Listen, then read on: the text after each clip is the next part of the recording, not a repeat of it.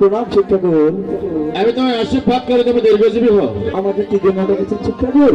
তোমার যে জন্য ডেকেছি, আমার মা পদ্মাকে বিয়ে করতে হবে। বিয়ে করতে হবে?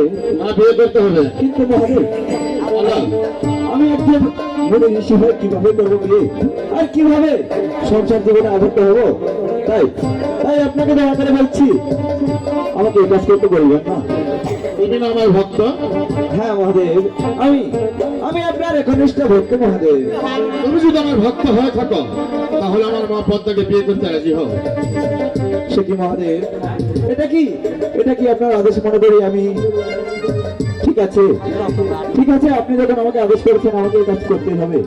কিন্তু কিন্তু আমি একটা শর্ত দেব, যদি সে শর্তে আপনার মেয়ে রাজি হয়, তবে আমি তাকে বিয়ে করবো, নচেত না।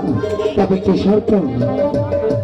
চাম্পাইনগর বাড়ি, তার সেই শহরের ঘর, নাম তার চন্দ্রশেখর, তার হস্তে যদি কষ্ট পুষ্পাঞ্জলি নিতে পারে, তবেই আমি তাকে বিয়ে করবো, নচেত না। শিক্ষা করুন, আমি পুজো এনে দিব।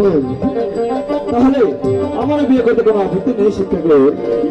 ঠিক আছে, আপনার চরণ প্রণাম শিক্ষা করুন। আমার আশীর্বাদ করি। হরি হরে